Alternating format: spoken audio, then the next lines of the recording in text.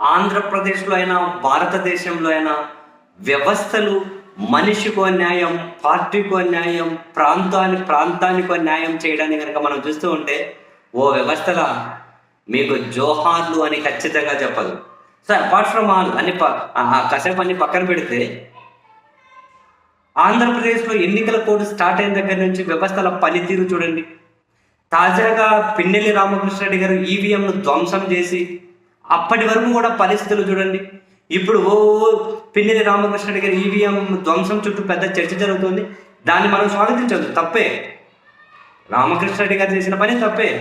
చట్ట ప్రకారం ఆయన మీద చర్యలు తీసుకోండి, ఆ ప్రొసీజర్ ఏంటో ఫాలో అవ్వండి. దాన్ని ఎవరు కానీ అబ్జెక్ట్ చేయాల్సిన అవసరం లేదు, సిస్టమ్కి ఎవరు ఎదురెళ్ళాల్సిన అవసరం లేదు. బట్ నా ప్రశ్న ఏంటంటే, నాకు అప్పటి నుంచి నాకు తోస్తున్నది, ఇంతకుముందే నేను అడిగాను, ఇంతకుముందు వీడియో చూపెట్టాను ఏం జరిగిందని.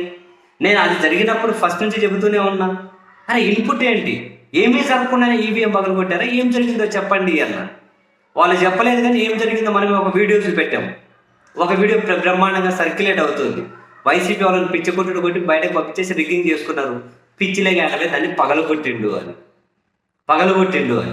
ఇక నేను ఫస్ట్ నుంచి అడుగుతున్నది, నాకు అర్థం కాని విషయం కూడా ఏంటి అంటే, sir seriously I'm not getting one thing master.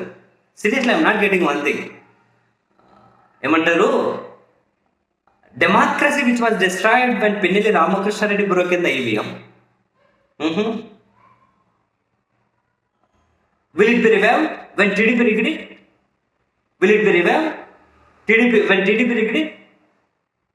It will be revived, నాకు అర్థం కావట్లేదు సీరియస్లీ. పిన్నెల్లి రామకృష్ణారెడ్డి ఈవీఎం మిషన్ని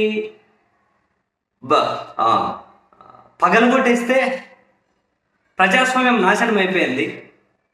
బట్ అదే ప్రజాస్వామ్యం మళ్ళీ పునరుజ్జీవం, మళ్ళీ బ్రతికి బట్టకట్టిందా టీడీపీ రిగ్గింగ్ చేసినప్పుడు? టీడీపీ రిగ్గింగ్ చేసినప్పుడు బ్రతికిన ప్రజాస్వామ్యం పిన్నెల్లి రామకృష్ణారెడ్డి రిగ్గింగ్ చేసినప్పుడు చచ్చిపోయిందా? రిగ్గింగ్ చేయడాన్ని స్వాగతించిన ప్రజాస్వామ్యం ఆ రిగ్గింగ్ను ధ్వంసం చేయడాన్ని దాని చూసి చచ్చిపోయిందా ప్రజాస్వామ్యం? నాకు సీరియస్గా అర్థం కావట్లేదు. రిగ్గింగ్ చేసిన వాళ్ళ మీద చర్యలేవి, దాన్ని ఎవరు అడ్డుకున్నారు, అడ్డుకోని వాళ్ళ మీద చర్యలేవి? నా ప్రశ్న అది. రెండు వైపులా న్యాయం ఉండాలి కదా, ఒకవైపే చేస్తారా? ధన్యవాదాలు.